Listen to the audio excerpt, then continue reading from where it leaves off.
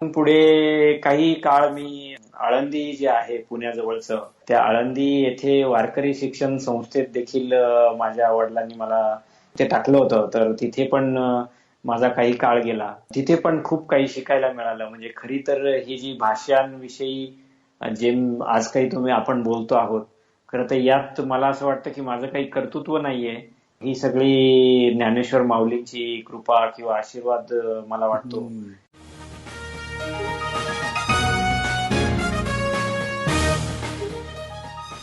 विश्वसंवाद या मराठी पॉडकास्टवर मी मंदार कुलकर्णी तुमचं स्वागत करतो. काही आगळं वेगळं हटके असं काम करणाऱ्या जगभरातल्या मराठी मंडळींशी गप्पांचा हा कार्यक्रम विश्वसंवाद. नमस्कार मंडळी, विश्वसंवाद या मराठी पॉडकास्टच्या 16व्या एपिसोडमध्ये मी मंदार कुलकर्णी तुमचं स्वागत करतो. या आधीच्या एपिसोडमध्ये मल्टीलिंग्वल ऑनलाईन डिक्शनरीचे निर्माते सुनील खांडबहाले यांच्या मुलाखतीचा पहिला भाग आपण ऐकलात. या एपिसोडमध्ये त्यांच्या मुलाखतीचा दुसरा भाग आम्ही सादर करीत आहोत. सुनील खांडबहाले. सुनील, गेले काही वर्ष आपण एकमेकांशी बोलतो आहोत आणि मला माहिती आहे की या सगळ्या प्रयत्नांनंतर तुम्ही नुकतेच MIT म्हणजे मॅसॅच्युसेट्स इन्स्टिट्यूट ऑफ टेक्नॉलॉजी ही जागतिक दर्जाची जी संस्था आहे त्या संस्थेचे स्लोन फेलो म्हणून तुमची निवड झाली आहे. आणि तुम्ही आत्ता जी बॅकग्राऊंड सांगितली तिथपासून ह्या स्लोन फेलो होण्यापर्यंतचा जो प्रवास आहे तो आता आपण त्या भागाकडे वळूयात की MIT पर्यंत पोहोचण्याचं कारण काय झालं किंवा तिथपर्यंत तुम्ही कसे पोहोचलात. ते जे MITतलं तुम्ही काम केलं स्लोन फेलो म्हणून, तो प्रोग्राम काय होता आणि त्याचा तुम्ही आता कसा वापर करताय आता? नक्की. तर जसं तुम्ही अगदी बरोबर बोललात की एका छोट्या गावामधून, म्हणजे माझी शाळा अशी होती की जिल्हा परिषदची शाळा आणि एक छोटीशी खोली, ज्याचं छत जे आहे ते तुटलेलं असायचं. छप्पर, पावसाचं पाणी गळायचं, खाली तारवलेली जमीन ती घुशींनी किंवा उंदरांनी पोखरलेली, आणि त्याच्यामध्ये 4 वर्ग, म्हणजे काय की 4 रांगा असायच्या, 4 लाईन्स, चटई टाकलेल्या किंवा नसलेल्या. तर एकच शिक्षक आणि 4 वर्ग आणि एकच खोली.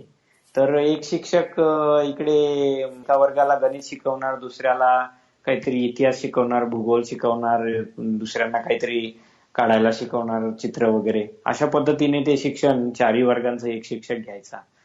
आणि खरं तर त्यामुळे माझं एकाच इयत्तेचं शिक्षण 4-4 वर्ष होत राहिलं आणि त्यामुळे माझा पाया खूप पक्का झाला असं मला वाटतं. आणि अशा परिस्थितीतून पुढे काही काळ मी आळंदी जे आहे पुण्याजवळचं, त्या आळंदी येथे वारकरी शिक्षण संस्थेत देखील माझ्या वडिलांनी मला तिथे टाकलं होतं. तर तिथे पण माझा काही काळ गेला. तिथे पण खूप काही शिकायला मिळालं. म्हणजे खरी तर ही जी भाषांविषयी जे आज काही आपण बोलतो आहोत, खरं तर यात मला असं वाटतं की माझं काही कर्तृत्व नाहीये. ही सगळी ज्ञानेश्वर माऊलींची कृपा किंवा आशीर्वाद मला वाटतो. कारण बघा की जसं माऊलींनी त्या काळामध्ये संस्कृत या विषयामध्ये सगळं संस्कृत भाषेमध्ये सगळं ज्ञान होतं जगात आणि सामान्यांपर्यंत पोहोचत नव्हतं, म्हणून त्यांनी ज्ञानेश्वरी ग्रंथ लिहिला, हरिपाठ आणि सगळं भजन कीर्तन केले त्यावेळी. आणि साहित्य, ते ज्ञान जे आहे ते प्राकृत त्यावेळची म्हणजे आजची मराठी या भाषेत रूपांतरित केलं.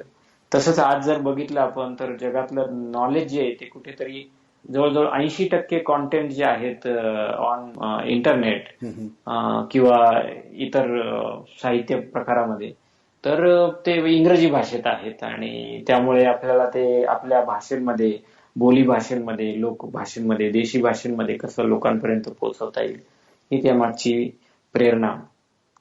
आणि हे सगळं चालू असताना, coming back to your question की MIT कसं सुरू झालं, हे सगळं करत असताना कुठेतरी मला एकदा टेड फेलो, जे म्हणजे TED जो प्लॅटफॉर्म आहे तोच भारतामध्ये इंक म्हणून ओळखला जातो, INK, इन्फॉर्मेशन अँड नॉलेज. आणि तो इंक फेलो होण्याची संधी मला मिळाली. त्या व्यासपीठावरती एक 8 मिनिटाचं टॉक जे असतं ते मी दिलं. अच्छा. आणि त्या माध्यमातनं काही सिलेक्ट केलं त्यांनी एक 15-20 लोकांना. आणि अमेरिकेतले जे काही इनोव्हेशन हॉटस्पॉट्स आहेत, हं. म्हणजे गुगल, फेसबुक, या कंपन्या, ऑटोडेस्क, त्याच्यानंतर ऍपल, मायक्रोसॉफ्ट, त्यानंतर काही शैक्षणिक जे विद्यापीठ आहेत, ज्यामध्ये स्टॅनफोर्ड, हार्वर्ड, MIT या सगळे इन्क्लूड होते. हं. काही राजकीय पण होते त्यामध्ये. आणि असं त्या टूरवरती आम्हाला 1 महिनाभर जाण्याची संधी मिळाली. बर. MITत ज्यावेळी मी गेलो तिथल्या सगळ्या त्या इनोव्हेशन्स बघून खूप प्रभावित झालो मी. हं. आणि म्हणून तिथे काही भाषण देत असताना आणि काही लोकांच्या संपर्कात आल्यावर त्यांनी सांगितलं की तुम्ही अमुक एक कोर्स आहे तो तुम्ही जर केला इथे तर खूप चांगलं राहील तुमच्यासाठी, कारण तुमचे जे पुढच्या ज्या संकल्पना आहेत जे तुम्हाला आयुष्यात करायचंय. म्हणून मी तिथल्या प्राध्यापकांना भेटून त्या कोर्स विषयी समजून घेतलं. आणि नंतर पुन्हा ज्यावेळी भारतात परत आलो तर मी अप्लाय केलं. बर. आणि अप्लाय केल्यावर मी विसरून गेलो आणि पुढच्या 6-7 महिन्यांनी मला ईमेल आला त्यांचा की यू हॅव बीन शॉर्टलिस्टेड. अरे वा. आणि मग त्यांनी काही इंटरव्ह्यूज घेतले. ती प्रक्रिया झाली सगळी मुंबईमध्ये, पुण्यामध्ये काही 1-on-1 इंटरव्ह्यूज झाले. हं. आणि त्यामध्ये फायनली दे पिक मी अप. आणि मला त्यावेळी माहित नव्हतं, परंतु नंतर हळूहळू कळालं की हे जगातलं MIT म्हणजे जगातलं नंबर 1 टॉपचं युनिव्हर्सिटी आहे. हं. आणि तिथे आपल्याला ही फेलोशिप मिळाली आहे, हं. ज्याचा म्हणजे this fellowship is based on 3 different pillars, हं. की ग्लोबल, त्याच्यानंतर इनोव्हेशन आणि लिडरशिप. हं. तर या 3 मध्ये हा स्लोन फेलो प्रोग्राम आहे. आणि जवळजवळ 120 स्लोन फेलोज 48 कंट्रीज मधनं एकत्र येतात. ऑन अन ऍव्हरेज त्यांचा वर्क एक्सपिरियन्स जो असतो तो 14 ते 15 वर्ष असतो. हं. म्हणजे टॉप लेवल एक्झिक्युटिव्ह असतात मोठ्या फॉर्च्यून 500 कंपन्यांचे. आणि मग त्या वर्षभर मला त्यांच्याबरोबर बॉस्टनमध्ये MITला त्या वातावरणात त्यांच्याबरोबर काम करायला मिळालं, त्यांच्याबरोबर शिकायला मिळालं, अभ्यास करायला मिळाला. हं. आणि माझी ती फेलोशिप 1 वर्षभराची होती, जे मिड करिअर एक्झिक्युटिव्ह बिझनेस मॅनेजमेंटचा प्रोग्राम असतो. अच्छा. आणि सोबत मीडिया लॅब ला एक्सपोजर, त्याच्यानंतर ती जी टोटल इकोसिस्टम आहे केम्ब्रिज आणि बॉस्टन मिळून, हार्वर्ड प्लस MIT, इथे मला वावरायला मिळालं. त्यामुळे सगळ्या हे जे ग्लोबल लीडर्स आहेत वर्ल्ड वाईड हं. त्यांच्याशी कनेक्शन झाले. आणि आज त्याचा प्रचंड फायदा मला होतोय, कारण कुठल्याही देशामध्ये आज माझा मित्र आहे. म्हणजे मी कोणालाही एका फोन कॉलवर कोणाशी संवाद साधू शकतो अरे वा. जगातल्या कुठल्याही देशामध्ये. त्यामुळे हे ग्लोबल एक्सपोजर मिळालं मला. हं. आणि त्यांची मदत पण वेळोवेळी होत असते, कारण आम्ही बऱ्याचशा गोष्टी एक्सचेंज करतो, हं. शेअर करतो. नॉलेज असेल किंवा काही इनोव्हेशन्स असतील, वर्क्स असतील, काही ऍक्टिव्हिटीज असतील, तर त्या ग्लोबल प्लॅटफॉर्मवरती त्यांना कनेक्ट करता येतं. हं. आणि काही कोलॅबरेशन्स देखील झाली आहेत त्या निमित्ताने, नॅशनल, इंटरनॅशनल, जी आता भविष्यामध्ये आम्ही इन्क्लूड करू आणि त्या तुमच्यापर्यंत पोहोचतीलच नक्की. अरे वा. वाव. या हे अगदी मी म्हटलं तसं की खूपच वेगळ्या पद्धतीचं काम आणि वेगळ्या स्तरावरती पोहोचवलेलं काम तुम्ही करता आहात. मला पुढचा प्रश्न तुम्हाला असा विचारायचा आहे की हे मल्टीलिंग्वल डिक्शनरी आणि या MIT बरोबरचं कोलॅबोरेशन या सगळ्या गोष्टींनंतर इथून पुढे तुम्हाला काय करायची इच्छा आहे? सध्या तुम्ही कुठल्या प्रकारच्या प्रोजेक्ट्सवरती काम करताय आणि त्याचं भविष्यकालीन रूप काय असेल, किंवा आपण पुढच्या 3 ते 5 वर्षातली तुमची व्हिजन जिथे तुम्हाला पुढे काम करायचंय त्याबद्दल आमच्या बरोबर काही माहिती शेअर करू शकाल का? नक्की करू शकेन. आता जर तुम्ही रिसेंट अपडेट्स बघितल्या तर फेसबुक कंपनीने देखील त्यांचं जे मिशन स्टेटमेंट आहे ते बदलवलंय.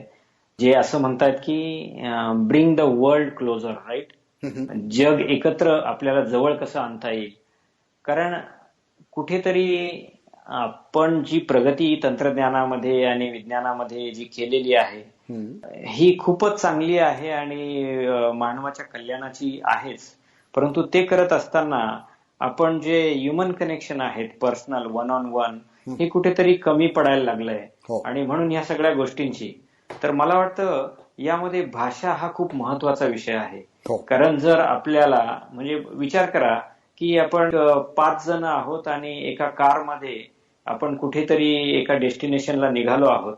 परंतु त्या कारमध्ये बसलेल्या 5 लोकांच्या भाषा ज्या आहेत त्या 5 वेगवेगळ्या आहेत.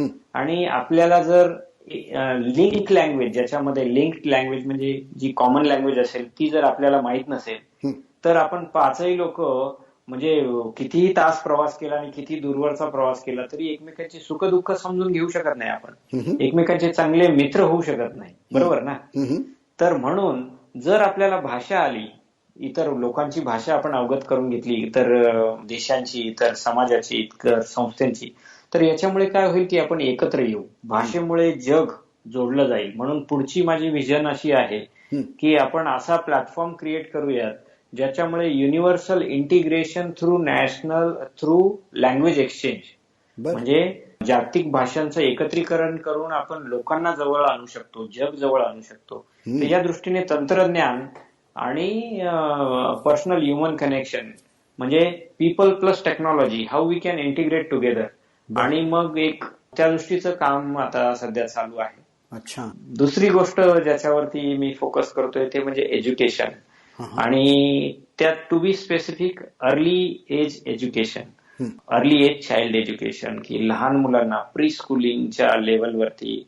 आज बघितलं तर खेडोपाडी शाळा नाहीयेत. भारतासारख्या जे प्रगतीशील देश आहेत, राष्ट्र आहेत, तिकडे लहान मुलांच्या शिक्षणाची आजही वानवा आहेत. आपल्या देशामध्ये जर बघितलं आपण तर 6,35,000 खेडी आहेत, आणि या सगळ्या खेड्यांमध्ये जर आपण शालेय इमारती उभ्या करायच्या म्हटल्या प्रत्येक गावागावात, खेड्याखेड्यात, तर आपल्याला अजून पुढची कैक वर्ष लागतील, आणि विच इज टाइम कन्झ्युमिंग, त्याच्यानंतर मनी इंटेन्सिव्ह आहेत आणि एफर्ट इंटेन्सिव्ह आहेत. त्यामुळे त्याला खूप काळ जाईल, आणि we cannot afford to lose the next generation. कारण येणाऱ्या काळामध्ये, पुढच्या 10-15 वर्षामध्ये भारत हा जगाच्या पातळीवरती सर्वात तरुण देश असणार आहे. त्यामुळे दे वर्किंग ह्युमन कॅपिटल जे असेल, it should be well educated with a global vision, आणि ती इन्साइट असली पाहिजे त्यांच्याकडे. म्हणून we have to invest in early age child education. म्हणून आपण एक उपक्रम चालू केलाय, एक शाळा वेगळ्या पद्धतीची अशी की the whole school is set up in a bus, आणि that bus goes to different community. आणि यासाठी आपण MIT आणि इतर काही संस्था आहेत, क्युरियस लर्निंग वगैरे, यांच्यासोबत असोसिएट झालेलो आहोत की त्यांना टॅबलेट्स प्रोव्हाइड करतो. कारण आपल्याकडे दुसरा एक मोठा प्रश्न आहे की चांगलं क्वालिटी टीचिंग ह्युमन कॅपिटल, आपल्याकडे चांगले टीचर्स उपलब्ध नाहीयेत, कॉन्टेंट नाहीयेत तेवढ्या क्वालिटीचे. म्हणून कमीत कमी मानवाच्या मदतीशिवाय मुलं आपापली कशी शिकू शकतात, आणि त्यांची जी क्युरियासिटी आहे त्याचा वापर करून आपण त्यांना कसं जास्तीत जास्त नॉलेज देऊ शकतो, या दृष्टीने टेक्नॉलॉजी इंट्रोड्यूस केली आहे की they have never been expose to such kind of technology. आणि मग हे टॅबलेट्स त्यांना दिल्याच्या नंतर ते कुठले ऍप्लिकेशन जास्त वापरतात, कुठले कलर्स त्यांना आवडतात, किती वेळ जास्त ते कुठल्या अभ्यासासाठी घालवतात, या सगळ्यांचा अभ्यास करून त्या मुलाची किंवा त्या मुलीची आवड काय आहे ही अर्ली एज मध्ये आपण ओळखू शकतो का, हा एक प्रयत्न आहे.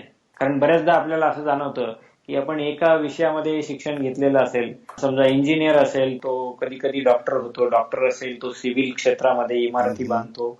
म्हणजे कुठेतरी शिक्षण आणि आपली जी आवड आहे याची थोडीशी ताळमेळ चुकलेली आहे, आणि ती आपल्याला जर का लवकरात लवकर आयडेंटिफाय करता आली तर आपण त्याचा प्रोडक्टिव्ह जो काळ आहे तो चांगला ठरवू शकतो. म्हणजे या दृष्टीने एक काम चालू आहे.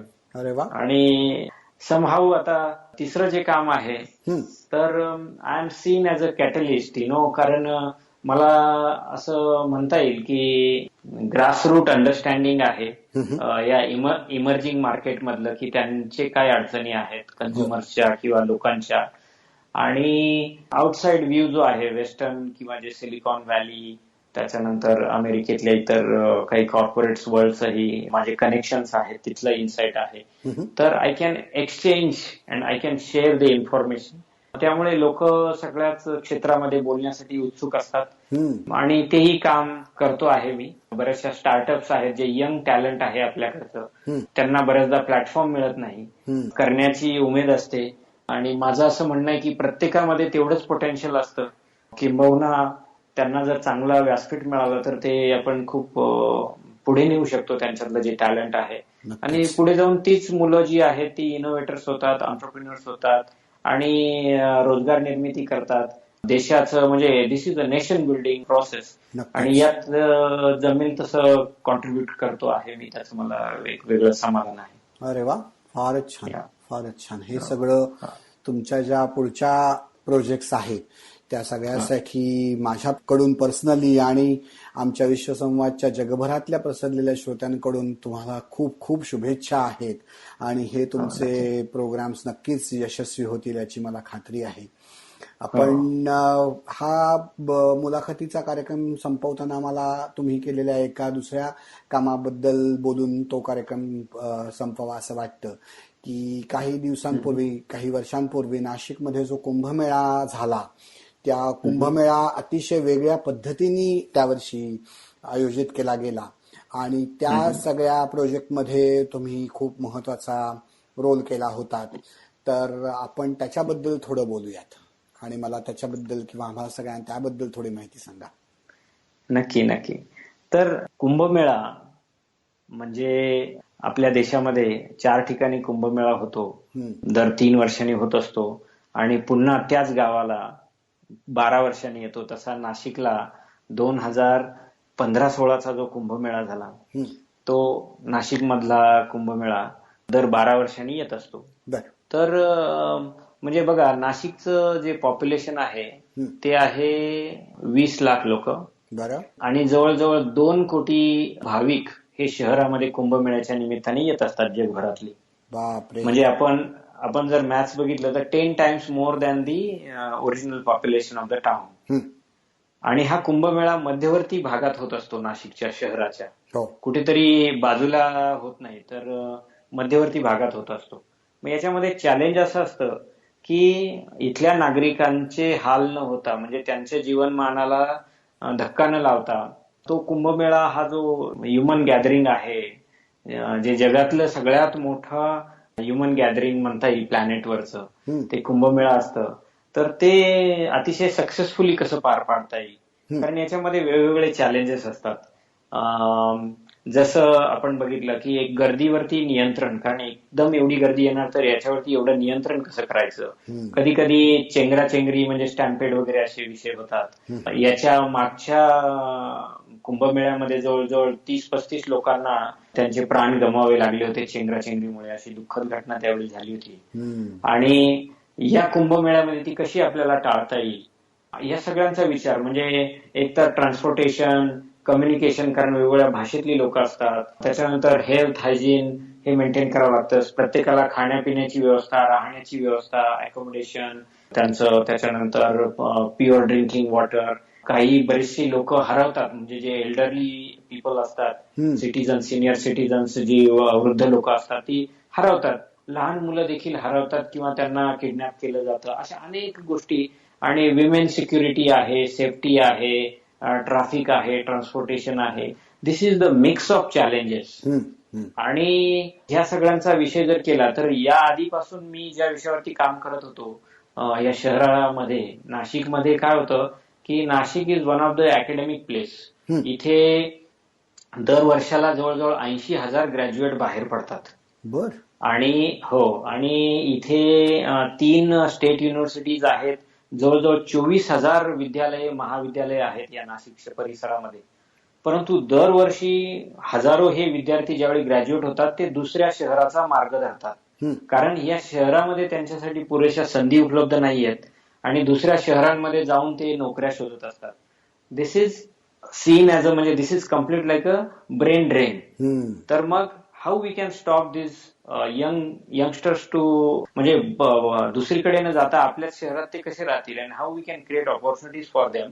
रादर या शहरामध्ये असे अनेक प्रश्न आहेत ते सोडवले गेले पाहिजेत आणि ज्याची इन्साईट फक्त ह्याच लोकांना, इथे राहणाऱ्याच लोकांना जास्त आहे, आउटसायडर्सला ती नसते. म्हणून अशी काहीतरी संधी मी शोधत होतो आणि कुंभमेळा ही नेमकी ती संधी आहे असं मला जाणवलं.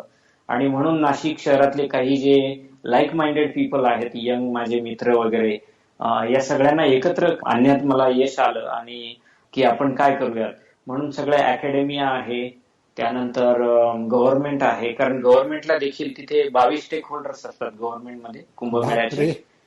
हा, आणि प्रत्येकापुढे वेगवेगळी चॅलेंजेस असतात. तर मग आम्ही त्यांच्याकडे गेलो की आपण त्यांच्याकडनं तुमची टॉप प्रायोरिटी काय आहे, टॉप चॅलेंज काय आहेत, can you share with us, आणि आम्ही तुम्हाला मदत करू. तर they were very much happy, कारण आम्ही त्यांना मदत करणार टेक्नॉलॉजीच्या माध्यमातून वगैरे किंवा इतर पद्धतीने, म्हणून त्यांनी शेअर केली.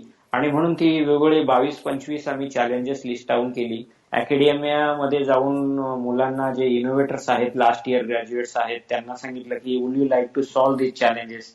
आपल्याकडे प्रश्न आहेत आणि प्रश्न सोडवणारे तयार करणं गरजेचं होतं. ती तयार झाली. नंतर मग आसपास शहरातली जे काही उद्योजक आहेत, जे इनोव्हेटर्स आहेत, एंटरप्रेन्योर्स आहेत, बिझनेस पीपल आहेत, त्यांना म्हटलं तुम्ही मदत करा आम्हाला हे सॉल्व्ह करण्यासाठी, की आम्ही हे एक असा प्रयत्न करतोय.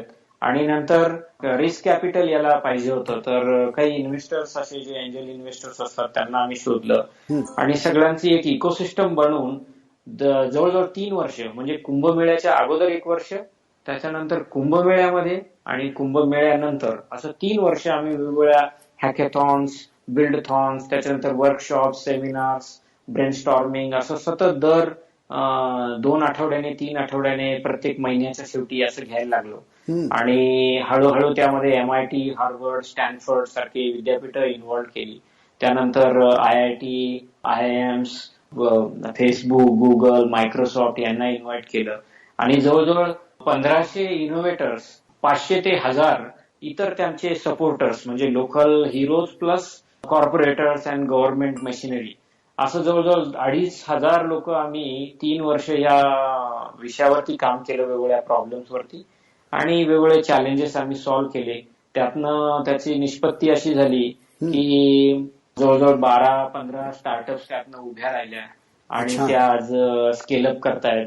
त्यातलं तुम्हाला काही एक्झाम्पल सांगायचे झाले तर कुंभमेळ्याच्या इतिहासात पहिल्यांदा आम्ही क्राऊड स्टिअरिंग जे केलं, त्यासाठी सेलफोन टॉवर डेटा आम्ही वापरला. आणि सगळ्या टेलिकॉम ऑपरेटर्सने त्यात चांगलं सहकार्य दिलं. त्यामुळे आम्ही क्राऊड ट्रॅफिक जसं जसं मूव्ह होईल त्याचा हिटमॅप आम्ही तयार करू शकलो आणि कंट्रोल रूमला ते दाखवू शकलो की लोक कशी कशी कुठून कुठे जात आहेत आणि आपल्याला कुठे फोर्स, आपल्याला जे पोलीस फोर्स असतील किंवा सिक्युरिटी फोर्स असेल तो डेप्लॉय करायला पाहिजे. त्यामुळे या कुंभमेळ्यामध्ये बिलकुल चेंगराचेंगरी अशी काही झाली नाही. दुसरं एक, लाखो लोक हरवली जातात, मिसिंग असतात, तर या वेळी आम्ही असे ऍप्स बनवू शकलो की रिअल टाइम मध्ये, समजा कोणी एखादा मुलगा हरवला असेल आणि त्याला दुसऱ्या शहरातल्या कुठल्या तरी कोपऱ्यात त्याचे नातेवाईक त्याला शोधतायत, तर तो जिथे हरवलाय तिथे तो रिपोर्ट केला जाईल ऍप्लिकेशन वरती, त्याचे सगळे बायोमेट्रिक आणि डिटेल्स, अपीअरन्स वगैरे, एज, वेट आणि त्याचे आउटलुक. त्याच्यानंतर जिथे शोधताय तिथे त्याचे इनपुट्स घेतले जातील आणि रिअल टाइम मध्ये ते मॅच केलं जाईल की हा मुलगा ज्याला तुम्ही 27 नंबर बूथवर शोधताय तो 7 नंबर बूथवर सापडलाय, आणि मग ते नंतर ती यंत्रणा कनेक्ट करेल त्या दोघांना. अशा पद्धतीने 0 मिसिंग केसेस या कुंभमेळ्यामध्ये होत्या. क्या बात है. हो. तिसरं असं की जसं आपण उबर वापरतो, उबर म्हणजे कुठेही on click you will get a taxi, right? तर हीच उबरचं रेप्लिकेशन आम्ही हेल्थ मध्ये केलं. म्हणजे I am in the middle of crowd, त्या गर्दीमध्ये मला अचानक छातीत दुखायला लागलं किंवा आजारी झालो किंवा पायाला गुडघ्याला लागलंय आणि I need some medical help मला पाहिजे त्यावेळी, वैद्यकीय मदत. तर रादर मी going to doctor, I will click button on the smartphone आणि ती हेल्प जी आहे, म्हणजे तो डॉक्टर जो आहे, मी डॉक्टरकडे न जाता डॉक्टर माझ्याकडे येणार, ती जी वैद्यकीय मदत आहे ती माझ्याकडे येणार. अशा पद्धतीचं उबरचं रेप्लिकेशन आम्ही हेल्थ इंडस्ट्रीमध्ये केलं. त्यानंतर रिअल इस्टेट जे आहे, नाशिकमध्ये जवळजवळ 40% घरं जी आहेत ते बाहेरच्या लोकांनी विकत घेतली आहे, श्रीमंत वर्गाने किंवा सेकंड होम म्हणून, आणि ती बऱ्याचदा लॉक्ड असतात आणि व्हॅकेंट असतात. तर मग ही सगळी आम्ही एअरबीएनबी सारखा एक प्लॅटफॉर्म बनवून त्याला जोडली हॉटेल इंडस्ट्रीला आणि भाविकांसाठी ती उपलब्ध करून दिली. त्याचप्रमाणे अन्नदान खूप होतं या रिलिजियस प्रोग्राम्स मध्ये. हो. तर बऱ्याचदा काय होतं की सगळी लोकांना माहित नसतं कुठे अन्नदान करावं आणि एकाच ठिकाणी ती सगळी मदत म्हणजे तो सप्लाय जो आहे तो असतो आणि जिकडे गरज असते तिथे तो वेळेवर पोहोचत नाही, त्यामुळे बरंचसं अन्न फेकून द्यावं लागतं आणि वाया जातं, त्याच्याने आणखीन वेगळे प्रॉब्लेम.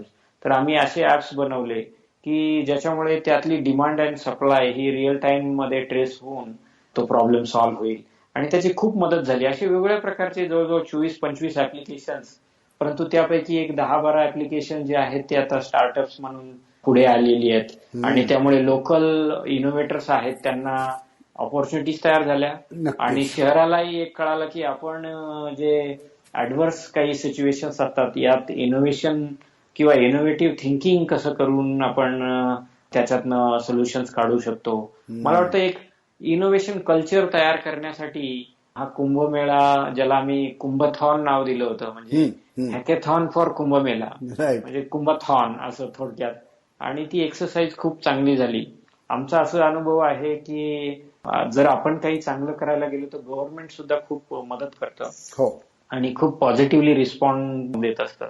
तसा आम्हाला अनुभव आला आणि त्यामुळे एक चांगलं एक्झाम्पल कुंभथॉन या निमित्ताने आज केस स्टडी म्हणून कुंभथॉनचा वेगवेगळ्या विद्यापीठांमध्ये अभ्यास केला जातो. अरे वा. तर याचा मी एक प्रवर्तक राहिलो सुरुवातीपासून. अगदी जी कल्पना सुचली यामध्ये MITचे डॉक्टर रमेश रासकर यांची महत्वाची भूमिका राहिली, कारण त्यांनी टेक्नॉलॉजी आणि इतर मदत जी परदेशातून ग्लोबल ती इथपर्यंत आणली.